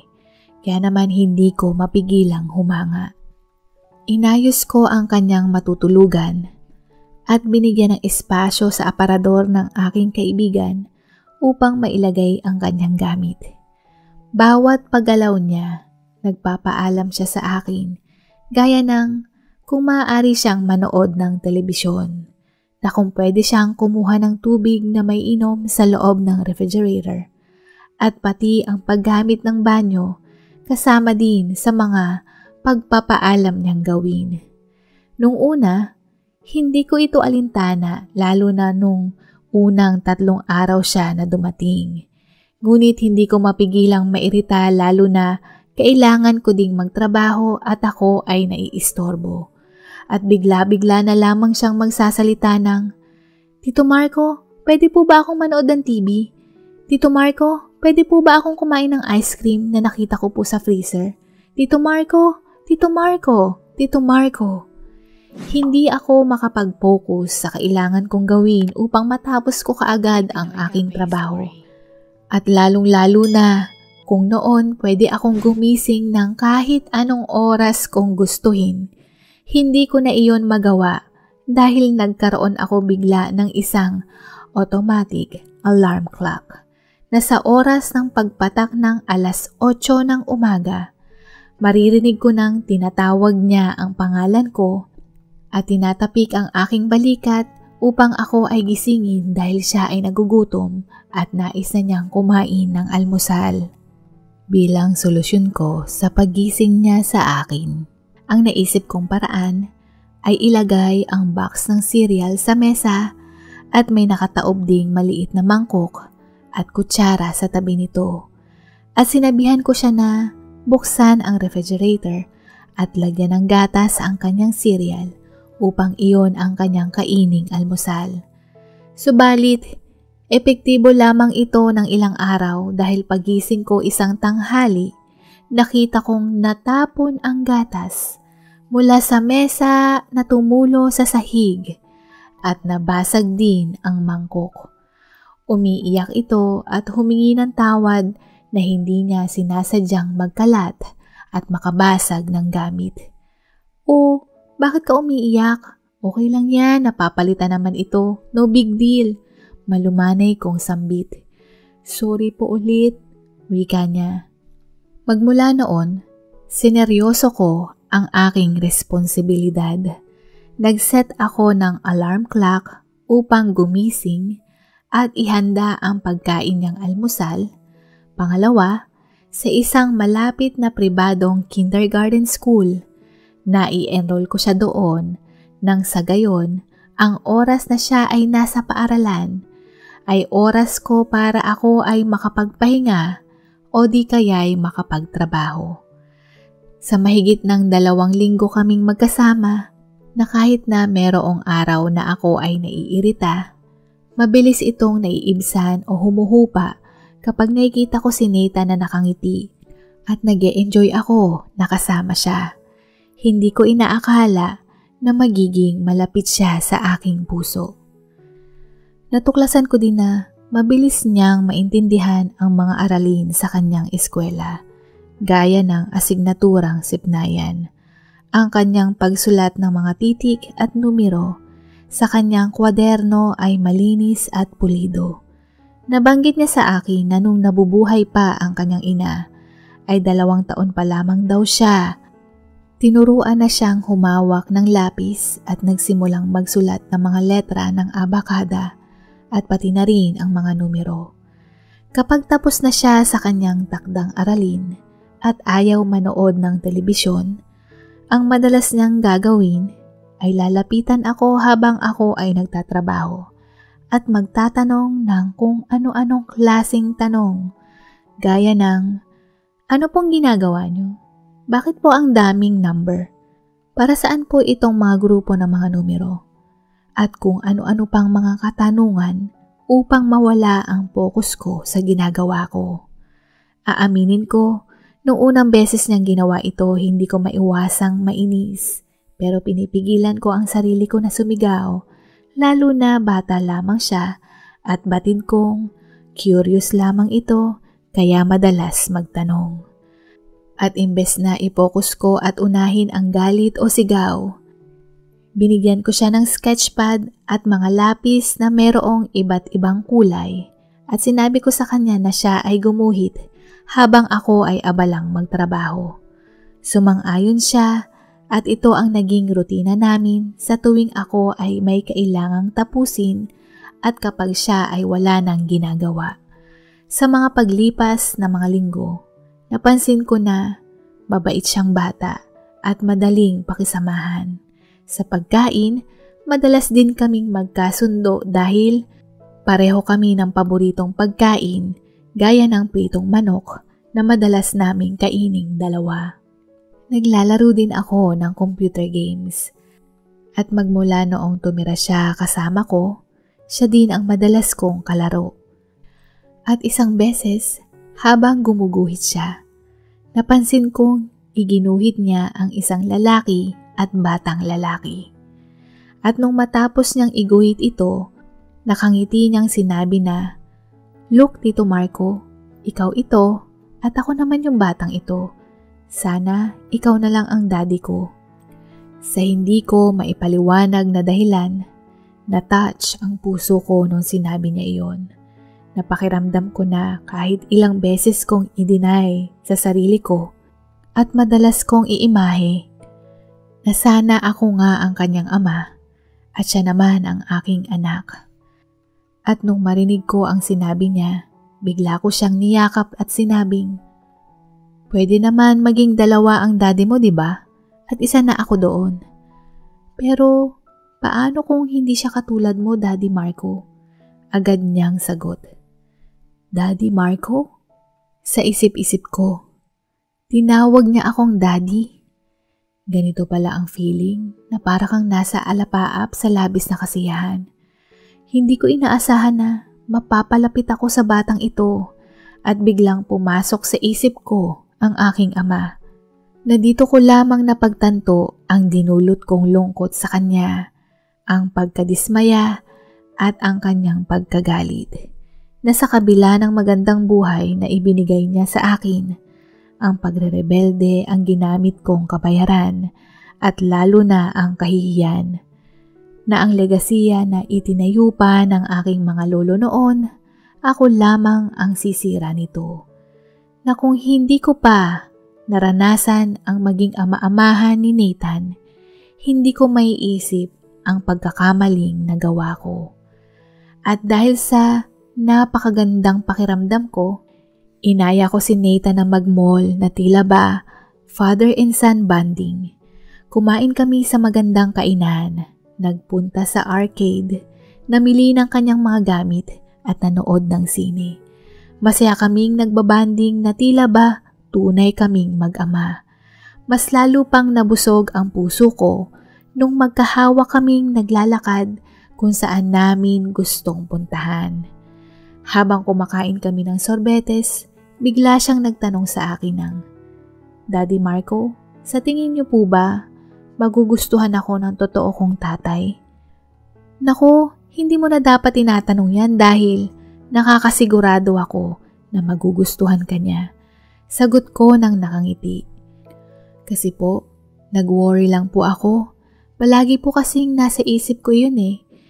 Tsaka po, kung hindi niya ako magustuhan, pwede niya po akong dalhin sa ampunan. Ayaw ko po doon. Malungkot niyang sagot. Sa sinabi niyang iyon, hindi ko napigilang napatigil sa pagkain ng sorbetes at tinitigan ng maigi ang kanyang itsura. Nahalatang halata na seryoso at tila ba ito ang nasa agam-agam ng musmus na batang si Nathan. Hindi ko din mapigilang malungkot para sa kanya dahil alam na niya ang kanyang realidad. Alam na niya ang nangyayari sa paligid na nakakadurog ng puso dahil sa tingin ko, walang dapat na sino mang bata na gaya niya ang makaranas nito. Lalo na't ang mga batang isinisilang sa mundo ay wala namang muwang at wala namang kasalanan. Ngunit tila ba sila pa ang sumasalo ng lahat ng kamalian ng mga magulang at sila ang nagbabayad. Hinawakan ko ang kanyang kamay. Huwag kang mag-alala, Nathan. Kung ayaw sa'yo ng daddy mo, pwede naman akong maging daddy mo eh. Iyon ay kung gusto mo. Malumanay kong wika. Biglang nagbago ang kanyang itsura mula sa malungkot. Ngayon ay masaya at nakangiting sumagot ng, "Talaga po? Opo, gusto ko po, gusto ko po." "O siya, huwag ka nang mag-worry. Natutunaw na yung ice cream mo," tugon ko at ipinagpatuloy niya ang kanyang pagkain. Nagkausap kami ng kaibigan ko sa telepono at nabanggit din niyang muli na wala siyang matandaan na meron siyang nakarelasyon na nabuntis. Paano pa kaya ang pagkakaroon ng anak? Kaya kahit na ilang beses niyang balikan ang nakaraan, wala siyang matandaan o ideya hingil sa bata. Kaya naman sa oras ng kanyang pagbalik, agad siyang magpapa-DNA test upang masigurado na tunay nga niyang anak iyon. Pagkatapos ng aming pag-uusap, dito na ako naging desidido na kung hindi man mag-match ang DNA nilang dalawa, malaki ang posibilidad na hindi ito tanggapin ng kaibigan ko at dadalhin niya sa ampunan si Nathan. At imbes na mapunta si Nathan sa ampunan, ako na lamang ang kukop-kop sa kanya at tatayo bilang kanyang magulang. Dumating ang araw ng pagdating ng aking kaibigan at kaagad ginawa ang magpa-DNA test. Tinanong niya ang bata hingil sa kanyang ina at nagkwento ito hingil sa kanilang buhay. Ipinanganak ako ni Mama sa San Fernando, La Union. Nagtatrabaho siya noon bilang waitress sa isang hotel at sabi niya doon daw kayo nagkita. At nung 2 taong gulang ako, lumipat kami ni Mama sa syudad dahil mas maganda daw ang buhay namin doon hanggang sa nagkaroon siya ng sakit. Walang mga magulang si Mama dahil siya ay lumaki sa ampunan. Kaya sabi niya sa akin na ayaw niya akong matulad sa kanya. Kaya bilin sa akin ni Mama, maging good boy daw ako para magustuhan po ninyo ako. Kwento niya sa amin. Pre, natatandaan mo nung college graduation natin? Nagpunta tayo ng La Union, di ba? Tapos, naalala mo, may babae ka doon na, alam mo na. Naalala mo, mahaba ang buhok at malaki din ang... Naalala mo na pre? Wika ko at sadyang pinuputol ang mga salita para hindi matukoy ni Nathan ang mga sinasabi ko. Oo nga, naalala ko na. Sabay na papalakpak at nagpatuloy. Tama ka, pero antayin natin ang resulta at kung ako nga ang ama, handa akong saluhin ang responsibilidad. Sagot niya. Sa mga araw ng aming paghihintay, hindi ko maiwasang isipin ang sana hindi mag-match, sana hindi mag-match. Na ilang beses na lumalangoy sa aking isipan. Marahil sa kaibuturan ng aking puso, ayaw kong mawala sa piling ko si Nathan. Nasa akin siya na ako ang kanyang ama.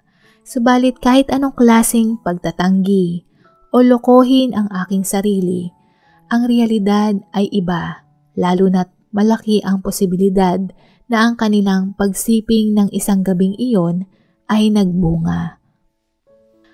Hanggang sa dumating na ang araw na ito at ang resulta ay 99.9% na sila ay magkadugo, magkalaman at mag-ama. Na nung mga sandaling iyon, naghahalong saya at lungkot ang aking nararamdaman. Saya dahil makasama na ni Nathan ang kanyang ama at lungkot dahil hindi siya mapapasa akin. Nakita kong magkayakap sila ng labis at ito ay emosyonal lalo na para sa akin. At ilang saglit pa, naramdaman kong yumakap sa akin si Nathan at ang aking kaibigan. Salamat pre sa pag-aalaga mo kay Nathan, wika nito sa akin. Salamat din kasi sa sitwasyong ito may natutunan din ako, tugon ko. Matapos ang pangyayaring iyon, nagsimula akong muli na nag-review sa pagsusulit bilang isang abogado. Ang propesyong pinili ng aking ama sa akin at sa pagkakataong ito, magiging abogado ako dahil Ako mismo ang pumili nito. Ako ang nagdesisyon nito. At dumating ang araw na nakamit ko ito na ako ay isa ng ganap na abogado. Na sa pamamagitan ng profesyong ito, maaari kong ipagtanggol ang mga batang naapi o inaapi ng kung sino man, na ang mga batang nais ng hustisya laban sa mga matatandang umaabuso sa kanila, at ang mabigyan din ng mga bagong magulang at bagong pag-asa ang mga batang naroroon sa ampunan sa pamamagitan ng legal na batas na mapabilang sila sa bagong pamilya. Na kahit isang buwan lamang ako na naging ama kay Nathan, pero ang pangyayaring ito ay hindi ko malilimutan sa tanang buhay ko sapagkat kung hindi dahil sa kanya, hindi ko matutuklasan o matatagpuan ang hangad o sarhiya ng aking buhay. Nagkikita pa din kami ni Nathan, hindi man madalas, ngunit isang beses habang kami ay magkakasalo-salong kumakain, na ibahagi niya sa amin ang nais niya maging paglaki, ang maging abogado, gaya ng kanyang daddy at Tito Marco na nagpangiti sa aking labi. Panglimang video. Naranasan niyo na po bang murahin ang Diyos sa kadahilanan na kahit anong dasal mo? Labis mang taimtim, tila ba ay nagbibingi-bingihan at intensyon na hindi ka pakinggan sa hiling mo? Sa sobrang pagkadesperado, napakahigpit ng pagkakapikit ng inyong mga mata at pagkakahawak ng inyong mga kamay na tila ba mababali na ito dahil sa pagmamakaawa mong pagdadasal sa Panginoong Hesukristo. Ngunit, ang kanyang kasagutan lamang ay wala, na naging resulta ng pagkasuklam ko at kawalan ng pananampalataya at nakapagbitiw din ng hindi magandang salita hinggil sa kanya. Nangyari ang pagsimula ng pagtatanim ko ng galit sa poong may kapal nung araw na kinuha niya sa amin ang aking ina. Ang pagkawala ng aking ina ay labis na nagpapilay sa aming pamilya. Hindi namin inaasahan ito kaya sobra-sobrang pagdadalamhati at pagluluksa ang aming buong pamilya. Sa pangyayaring ito, sa oras ng paghuhukom ng Panginoon, hindi importante ang yaman dahil wala ni isang doktor ang nakapagpaligtas o nadugtungan ang buhay ng aking ina. Noong mga panahong nalaman namin ang tungkol sa kanyang aksidente, ako ay kasalukuyang nasa paaralan. Maylene, your driver is here. Please get your things. You must leave the school. There's an emergency. Sambit ng aking guro. Nasa grade 5 ako noon. Ang nasa isip ko, baka ang bunso kong kapatid ay dinala sa ospital dahil sa inatake siya ng asma. Madalas kasi siyang maospital at kapag ito ay nangyayari, palagi akong sumusunod sa ospital. Kuya, ano na naman po ang ginawa ni Marcus at sinumpong siya ng hika? Tanong ko sa aming driver. Miss Maylene, hindi po si Marcus ang nasa ospital. Ang mabuti po, si Sir na lang po ang magpaliwanag. Sagot nito, Ha? Ano ibig niyo pong sabihin? Pagtataka kong tanong. Si Sir na lang po ang magsasabi, maigsi nitong sagot. Pagdating ko sa ospital, nakita ko ang aking ama at ang aking kapatid, ngunit wala ang aking ina. Dito pa lang may ideya na ako kung sino ang nasa ospital. Pero hindi ko pa din alam kung ano ang dahilan. Hanggang sa dumating ang doktor mula sa operating room at sinabi nito ang kondisyon ng aking ina. Ito ay critical at kasalukuyang comatose. Alam ko na ang salitang comatose, kaya hindi ko mapigilang mapaluha kaagad nung marinig ko ang sinabi ng doktor hinggil sa kalagayan ni Mami. Ate, si Mami, wika ng kapatid kong tumatangis din. Wala akong magawa kundi ang yakapin ang nakababata kong kapatid at sabay kaming umiiyak. Maya-maya na lamang naramdaman namin ang yakap ng aming ama at batid kong siya din ay tahimik na humihikbi. Makalipas ang ilang minutong pagdadamayan, ikinuwento sa akin ng aking ama kung ano ang nangyari. Base sa kwento ng aming kasambahay, nasa loob daw ng banyo ang aking ina upang maligo. Nang biglang meron siyang narinig na malakas na kalabog. Sa lakas ng tunog, pati daw ang driver na kumakain sa may maliit na kusina, narinig ito. Kaya naman kumatok daw si Manang upang siyasatin ang nangyari. Ngunit, nung tinawag niya ang pangalan ng aking ina, hindi ito sumagot. Dito na siya nag-alala, kaya naman sinubukan pa niyang kumatok ng ilang beses. Pero hindi pa rin sumasagot ang aking ina. Sa pagkakataong iyon, kinakabahan na si Manang at nagdesisyong kunin ang susi ng pintuan ng banyo. At nung oras na buksan niya ang pinto, nakita niya ang aking ina na nakahiga at dumudugo ang ulo sa sahig. Dali-dali niyang kinuha ang kumot, ibinalot niya sa katawan nito at saka tinawag ang driver upang isugod sa ospital. Binalutan din niya ng makapal na tuwalya ang ulo ni Mama dahil sa pagtagas ng dugo.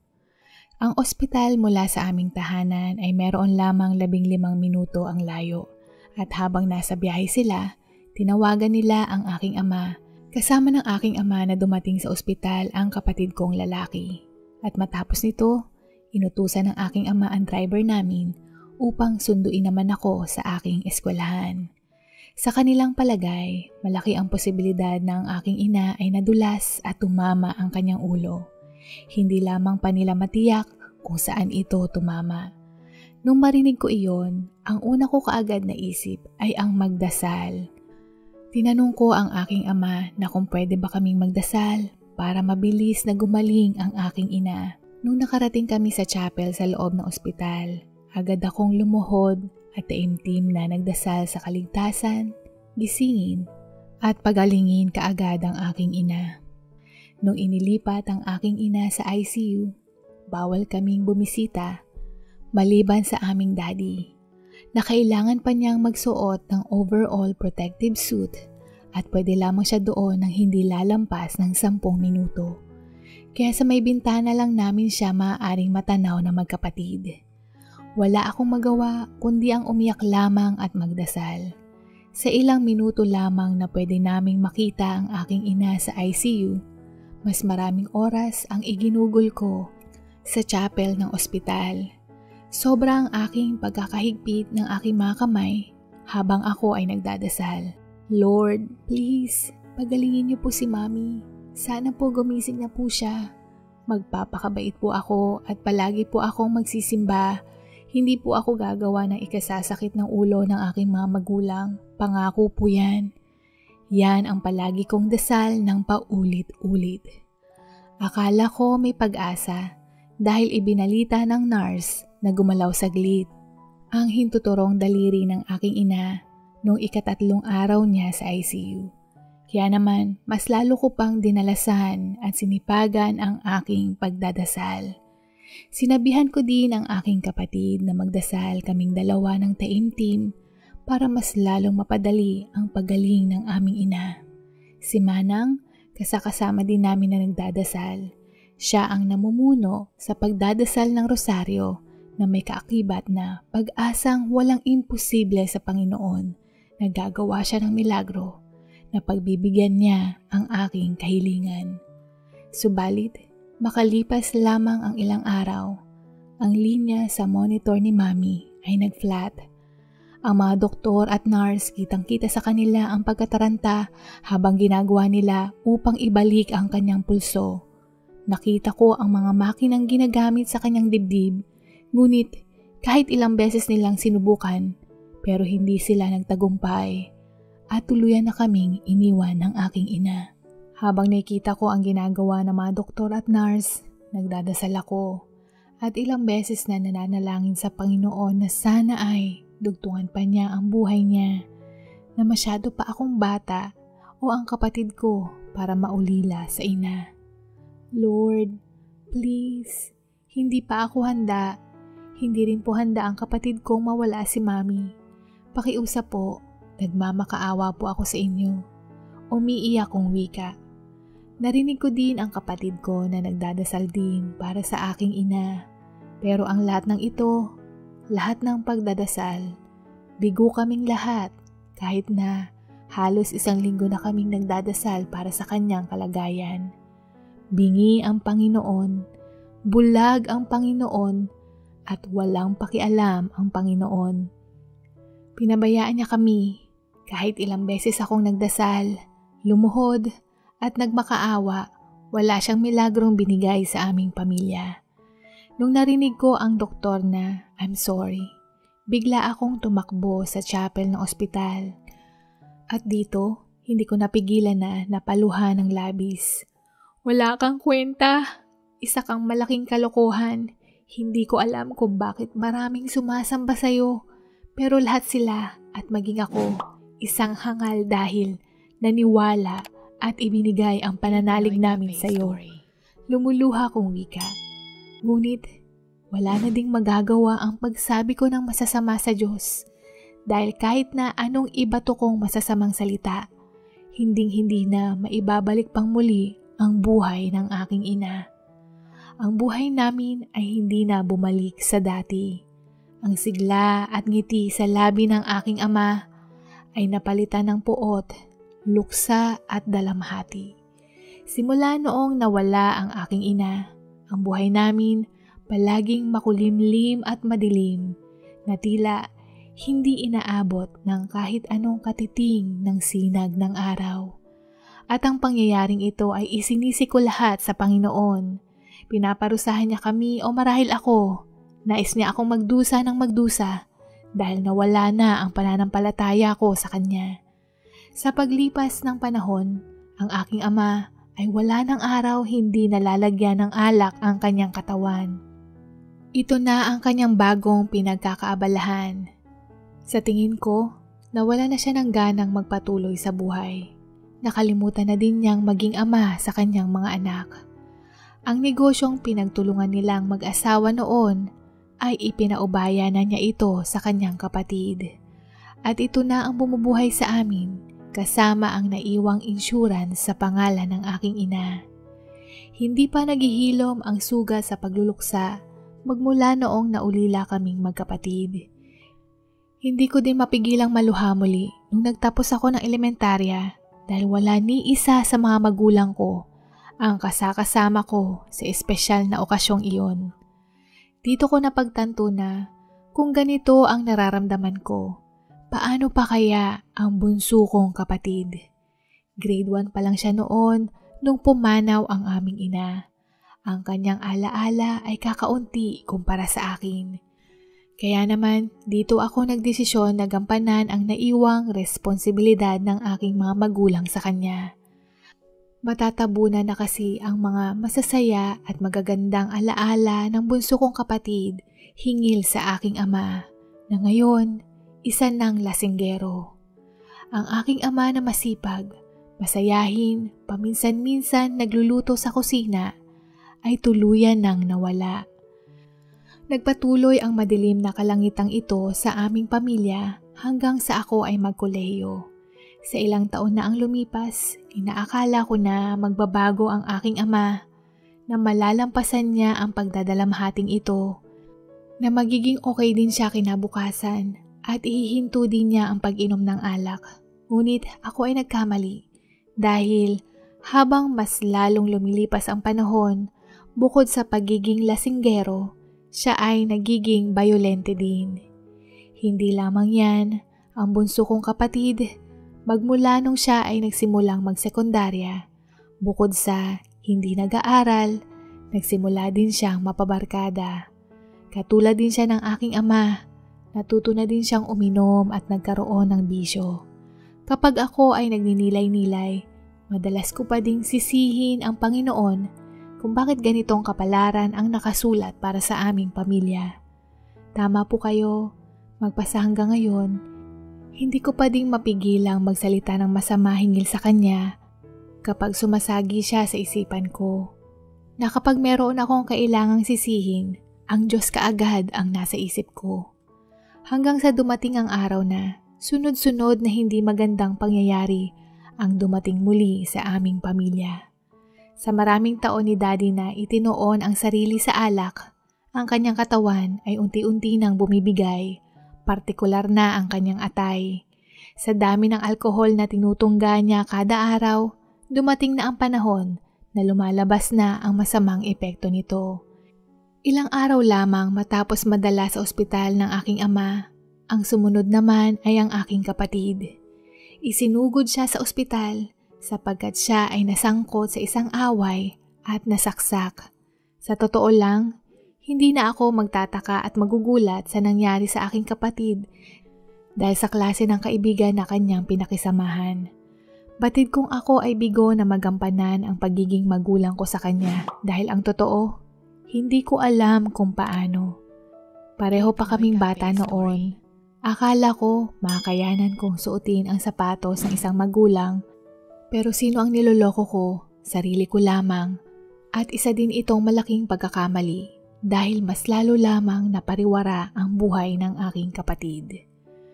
At dahil dalawa sila sa ospital, sa sobrang pagkataranta, pagkabalisa, natagpuan ko ang sarili ko na naglalakad patungo sa chapel ng ospital. Sa parehong chapel, noong ako ay nakapagsalita ng hindi maganda hingil sa Panginoon. Nung pagkaupo ko, matagal akong tulala. Matagal akong nakaupo doon, umiiyak. At ilang beses na naglalaro sa isip ko ang tanong na, bakit?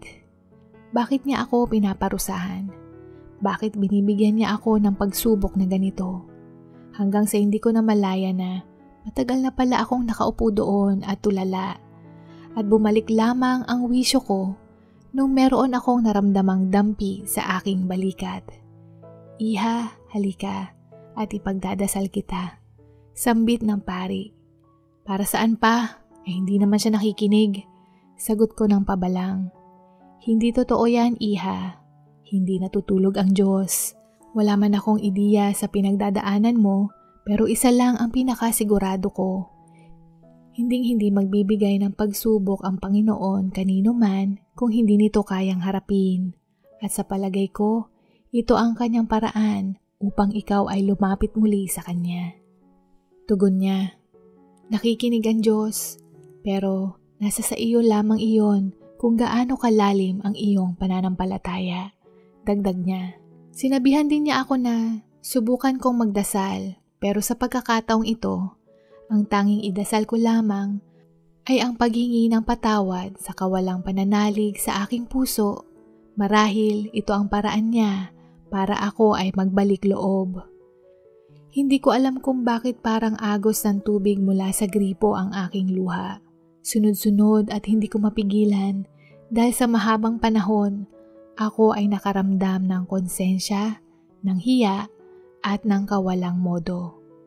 Ginawa ko ang payo ng pari at matapos kong gawin ito, hindi ko maipaliwanag.